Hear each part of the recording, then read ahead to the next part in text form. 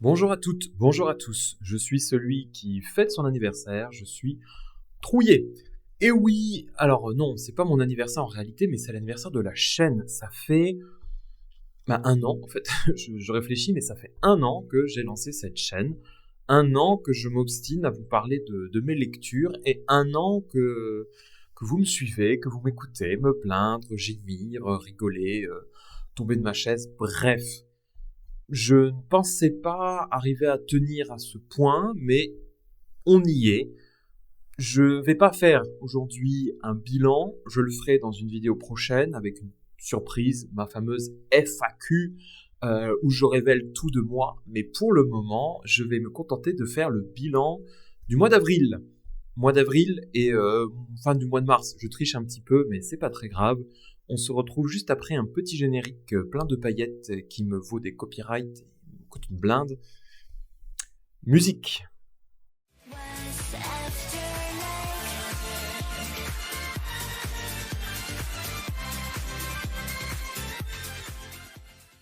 On commence avec ma première grosse lecture du mois d'avril et surtout ma première grosse déception, comme on va le voir juste après. La Cité de Jade de Fonda Lee. Édité par De Saxus, belle édition collector. Hein. C'est pas collector, c'est juste plus cher, mais bon, bref. Un peu décevante à l'intérieur, parce que honnêtement, la carte de la ville, j'ai jamais vu une carte aussi moche. L'extérieur est par contre très joli. Voilà. Un beau livre, un beau bébé. Mais une grosse déception. Je vous spoil tout de suite, hein, parce que j'arrive pas à ne pas le dire, à ne pas l'évoquer immédiatement. Pourquoi une grosse déception? Eh ben, World Fantasy Award du meilleur roman. Classé parmi les 100 meilleurs livres de fantasy de tous les temps par le Time Magazine. Classé numéro 1 dans la liste du Reader Digest des 25 meilleures sagas de livres de fantasy jamais écrites. Il y a très longtemps, quand j'ai commencé justement cette chaîne, je suis allé voir plein de youtubeurs qui faisaient des top 10. Et dans leur top 10, il y avait des livres que j'adorais. Robert Jordan avec La Roue du Temps. Non, techniquement, j'aime pas tant que ça La Roue du Temps, mais bon, bref. Euh, Brandon Sanderson, des livres qui pèsent, quoi. Même Robin Hobb, des monuments de la fantasy. Et régulièrement, je trouvais Fondali, la Cité de Jade, au milieu de tout ça. Je me dis, ah, bah, ça doit être vachement bien. J'attendais donc sa publication en français.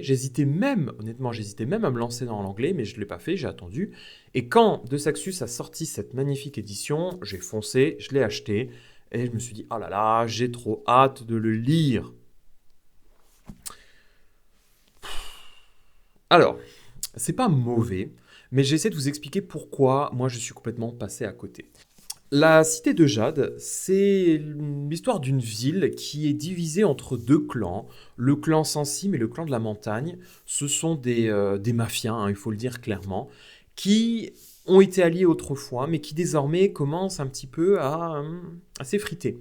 Le chef des sans cime est un vieux monsieur qui commence à perdre la tête, donc il abandonne. À la place, on met le petit jeune, son petit-fils, qui lui est considéré un petit peu comme trop doux pour être à la tête du clan. Du coup, le clan de la montagne se dit, tiens, on va peut-être en profiter pour prendre tel quartier, pour leur faire des petits pics, etc. On est au bord d'une guerre. Et au même moment, revient la jeune fille du clan qui, elle, était partie avec son amoureux pour vivre une belle aventure, qui s'est mal terminée, évidemment. Le cœur brisé, elle retourne au clan un peu honteuse et découvre effectivement que ils vont avoir besoin d'elle. Vous allez me dire, c'est une simple histoire de mafia? Non, parce que dans cette mafia-là, vous avez aussi au cœur de l'histoire le jade. Le jade, c'est une pierre précieuse qui, dans l'histoire, permet de réveiller les pouvoirs de celles et ceux qui possèdent ce jade, et notamment les habitants de la ville. Ça n'existe nulle part. Il n'y a que à Janloun, c'est comme ça que s'appelle la ville, il n'y a qu'à Janloun que les habitants peuvent utiliser le jade. Alors, quel grand pouvoir donne le jade? Vous allez me dire, eh bien, vous n'allez pas en revenir. Ça donne la super force, la super résistance, la super rapidité, la super oui, la super... voilà, c'est super déjà vu en fait. Le jade, évidemment, plus vous en portez, plus vous êtes fort, mais il faut le contrôler. Mais les pouvoirs qu'on vous donne, c'est vraiment juste amplifier des sens, des talents qu'on a déjà. J'ai trouvé ça extrêmement décevant, surtout que j'avais déjà lu Waouh, mais c'est un super système de pouvoir, le type de pouvoir est super intéressant. Pas du tout, absolument pas. C'est vraiment, je mets des bijoux et je suis plus fort. Ah si, le seul point intéressant, c'est que les bijoux, il y a peut-être une contrepartie, il y a une forme d'addiction, mais ça, on l'a déjà vu 1000 fois. C'est, j'allais dire presque une métaphore pour la drogue dans le système des mafieux, avec eux qui essaient tous d'avoir ce contrôle du jade, qui essaient d'en produire, qui essaient de le développer, avec du jade de bonne, mauvaise qualité, du jade qui produit des addictions.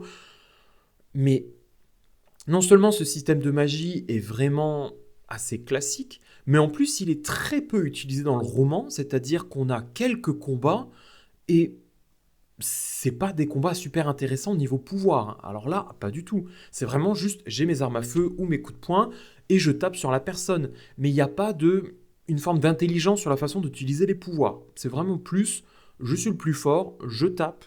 Donc, c'est de l'urban fantasy, mais le côté fantasy, bof bof. L'autre point fort, c'est censé être les personnages. Là-dessus, je suis d'accord. On a différents personnages, différents points de vue qui sont très intéressants. Il n'y a pas de problème. Qui évoluent au fur et à mesure du roman. Ok. Mais moi, mon souci, c'est que je ne comprends pas comment on est censé s'attacher véritablement à eux. Je m'explique. C'est une mafia. Ils font des trucs de mafioso. Ils menacent, ils exigent, ils tuent. À quel moment je suis censé prendre parti pour eux face aux méchants qui font la même chose? En fait, la stratégie de l'auteur, c'est de dire les méchants d'en face, ils sont plus méchants. Parce que la dame du clan La Montagne, elle a tué des gens de son clan pour prendre le pouvoir. Donc elle est très méchante. Le clan des Sensimes, ils sont censés être ceux pour qui on soutient, les gentils, mais ben, ils sont pas mieux en fait. Le grand-père, il est horrible, il passe son temps à insulter tout le monde. On se rend compte que l'un des personnages qui était aussi quasiment à la tête du clan est quasiment pédophile. Enfin, il y a une relation très bizarre et quasiment pas dénoncée.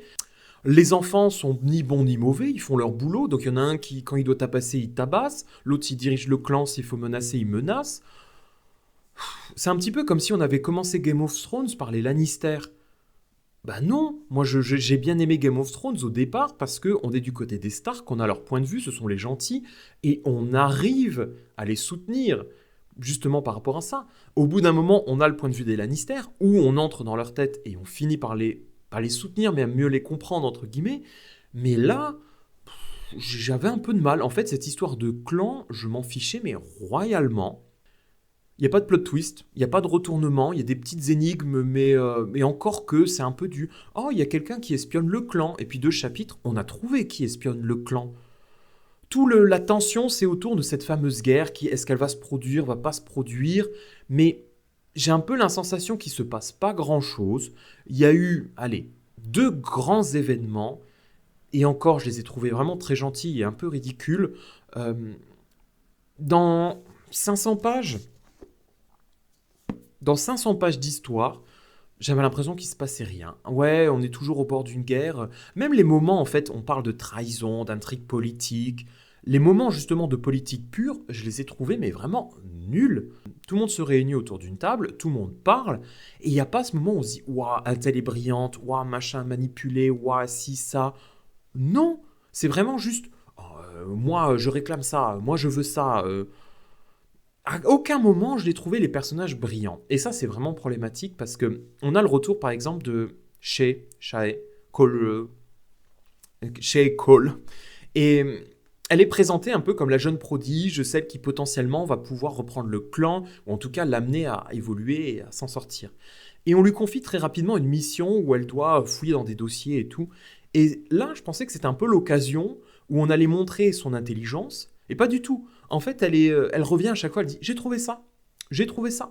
Et pas tiens, mais il y a ça, mais si je fais le lien avec ça, si ça et ça. Il fallait en fait un moment où on la voit être maligne, je trouve. Voilà, moi, ça a été ma grande déception. J'ai pas trouvé ça mauvais. Honnêtement, ça se lit bien. Je pense que les personnages ont du potentiel, je pense que l'histoire a du potentiel, mais par rapport à ce que moi j'attendais, je me suis pas du tout retrouvé là-dedans. J'ai pas du tout trouvé l'histoire extraordinaire et elle m'a emporté comme pouvait m'emporter, bah justement, des Game of Thrones, des Robert Sanders, des Brandon Sanderson, etc. Je suis ultra déçu. Et ça me pousse même à réfléchir sur ma rapidité à acheter parfois des collectors. Là, je pense que je vais revendre le livre. Il est très joli. Et c'est peut-être la seule raison pour laquelle je vais le garder. Parce que je crois pas que je vais lire la suite. Sauf si vous avez vraiment lu la suite et vous me dites, oh, la suite, en fait, c'est génial. Le début, c'est une lente intro. Mais en réalité, après, ça décolle et après, ça explose. Mais là, je j'ai pas compris du tout le succès chez les youtubeurs anglais de ce roman. Je l'ai pas énormément vu passer. Vous me corrigerez si je me trompe sur le YouTube français. Si vous avez des liens, ça m'intéresse parce que je suis toujours curieux de voir les gens qui ont apprécié et voir ce que moi j'ai loupé. Je suis désolé, La Cité de Jade, c'est vraiment pas fait pour moi. Mais si vous aimez l'urban fantasy qui se lit bien, avec un système de magie qui est pas du tout complexe et des histoires d'amour, parce qu'il y en a quand même quelques-unes, des histoires de famille, parce qu'il y a quand même des liens entre la famille, entre frères et sœurs, ça peut être fait pour vous si mais vous aimez aussi un peu les garçons badass qui, je sais pas moi, se battent avec des flingues. Pourquoi pas? Mais si vous êtes comme moi et vous vous attendiez à quelque chose à la hauteur d'un Game of Thrones ou d'un Brandon Sanderson, non, c'est clairement pas ça. Et je pense que je l'aurais peut-être apprécié autrement si je l'avais découvert sans avoir entendu tous ces commentaires dithyrambiques là-dessus. Voilà, c'est un livre ordinaire qui se lit bien, que j'aurais oublié probablement dans 2 mois, sauf si je me mets à lire la suite parce que vous allez me dire, mais non, en fait, Trouillet, tu verras, c'est génial. Je compte sur vous.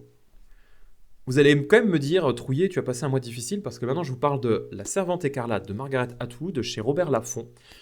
Livre, pour le coup, que j'ai acheté justement pour la couverture. Moi, c'est rare que j'achète des classiques, mais quand je trouve que les classiques sont beaux, et ça c'est rare en fait, les classiques sont moches, faut le dire, c'est juste souvent une image pourrie avec un titre. Non. Là, je trouve qu'il y a une réflexion, il y a une idée, je trouve que c'est un joli livre à mettre dans une bibliothèque, c'est un classique en plus. Donc, j'ai acheté La Servante écarlate. Nous sommes dans une dystopie, dans le monde de Galad, terrible univers qui a décidé d'asservir les femmes et de les utiliser uniquement comme objet de reproduction. Elles sont privées de leurs droits, elles sont soumises à des hommes, elles n'ont plus de nom, plus rien, plus de monnaie, elles ne sont faites que pour faire des enfants. Et si vous ne faites pas d'enfants, eh ben, on vous réserve un sort terrible. On suit ainsi de Fred puisque c'est le nom qu'on lui donne, puisqu'elle appartient à Fred, Monsieur Fred ou quelque chose comme ça en fait. Chaque servante n'a plus de nom, mais possède le nom de celui qui la possède. Donc elle est de Fred, elle appartient à Fred. Voilà. Et on raconte son quotidien au service du fameux gouverneur, commandant, capitaine, je ne sais plus, commandant, voilà. Au service du commandant.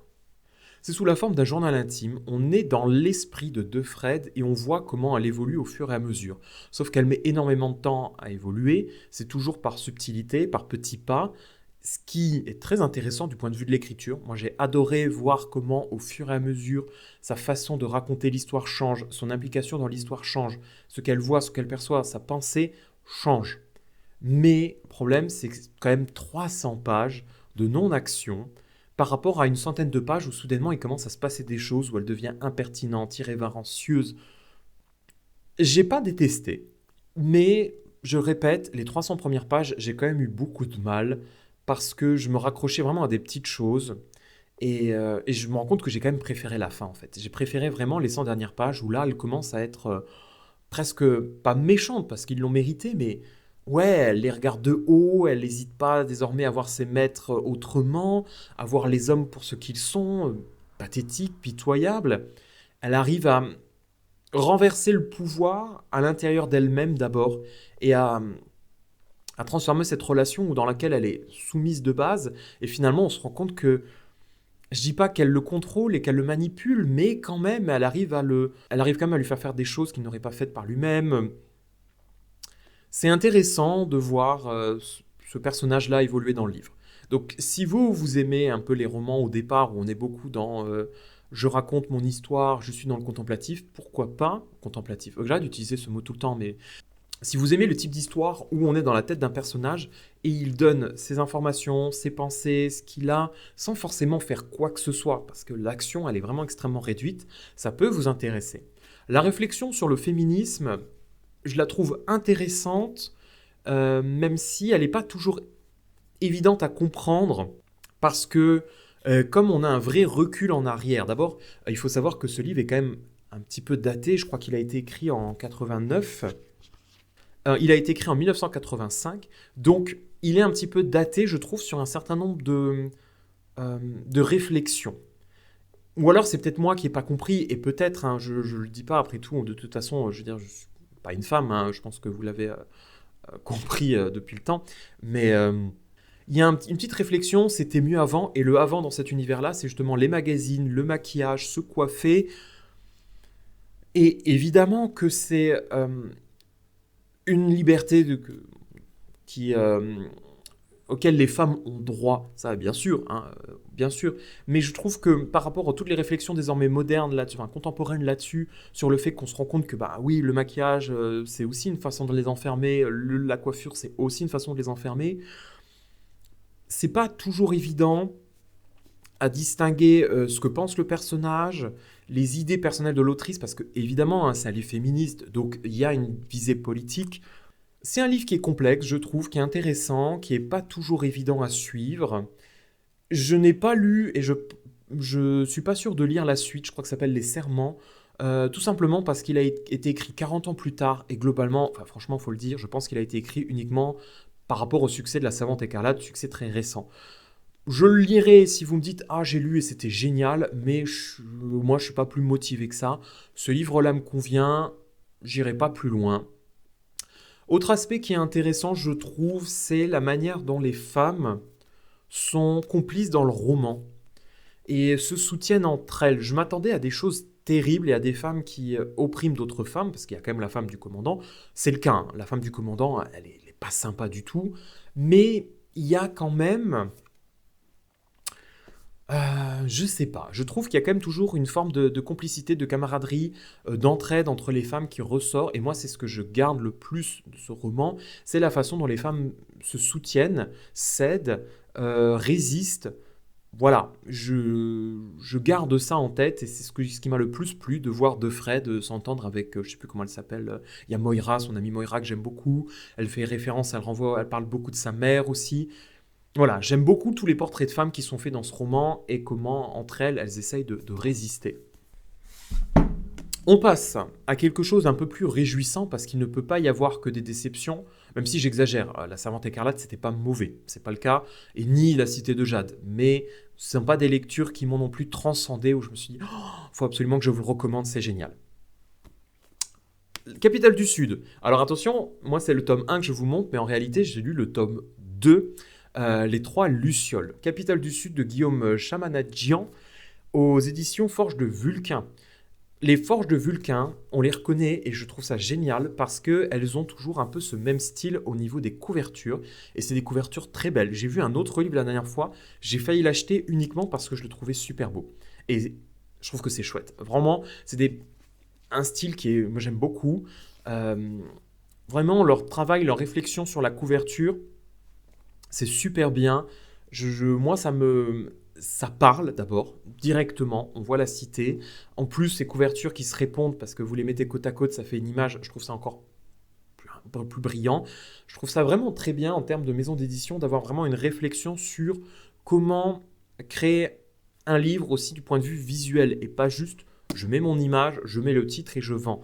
Et je répète, les auteurs de classiques, inspirez-vous de la fantaisie parce que franchement, eux, ils font des trucs super. Vous, bof, bof. Le petit Nox, retrouvé au tout début du roman avec sa sœur en train de dévorer des cadavres dans une caverne, finalement, il est adopté par le duc Servin, se met à le servir, devient épicier, vend des gâteaux, sert des gâteaux à tout le monde, devient ami avec Simestre, un jeune garçon espiègle avec qui il joue tout le temps à une sorte de jeu d'échecs. Et Nox qui se met à entendre le chant de la cité, à développer ses pouvoirs et à comprendre qu'il se passe quelque chose derrière cette cité. Cité représentée par 2 oliviers magnifiques.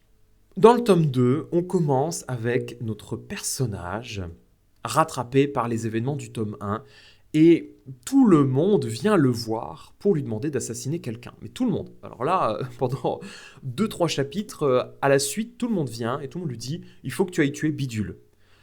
Et Nox, c'est pas un assassin. Il a eu une espèce de formation d'assassin, mais il n'a pas très envie.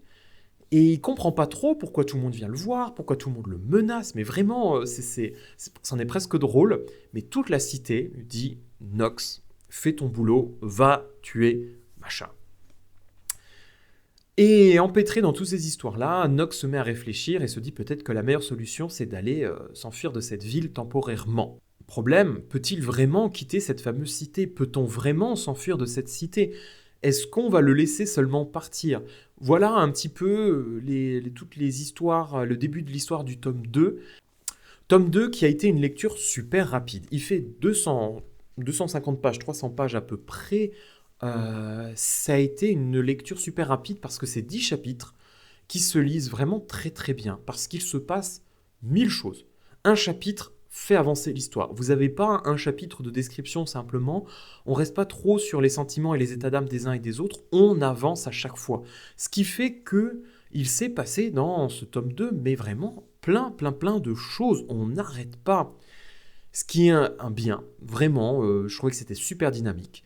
Et un mal en même temps, parce que j'aurais aimé qu'on prenne un tout petit peu le temps de développer les relations, de développer les moments de pause et d'entraînement, et de développer aussi les moments de drame, de tragédie, où on est censé ressentir des choses.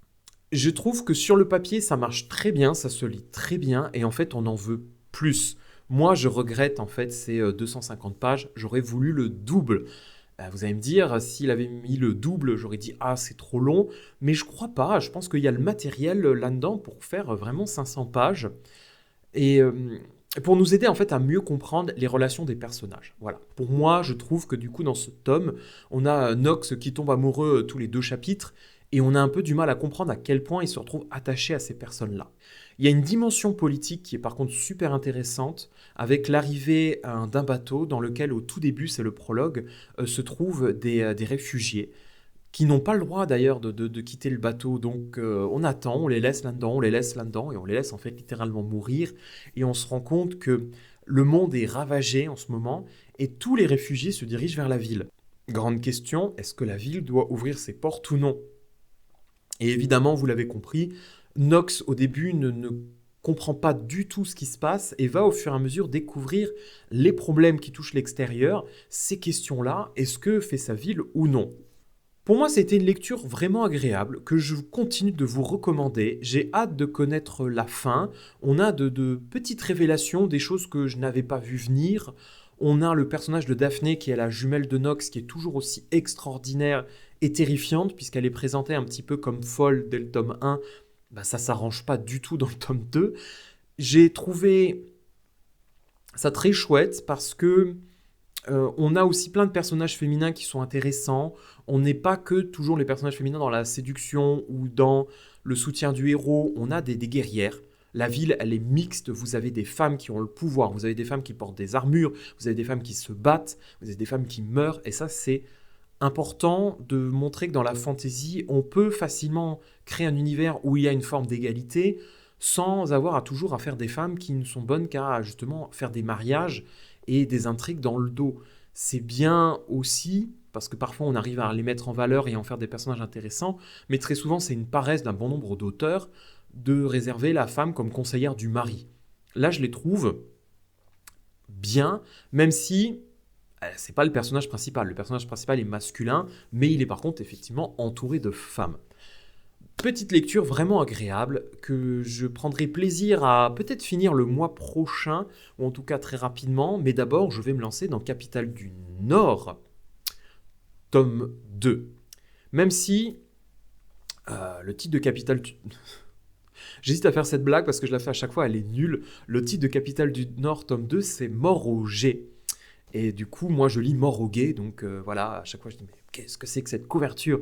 Bref, c'est ma blague complètement nulle, je l'ai racontée complètement à l'envers, mais parce qu'elle est pas racontable en fait, elle devrait être visuelle. Je vous mettrai sur Instagram jamais. C'est quoi cette lecture homophobe? Voilà, ce sera ma petite blague.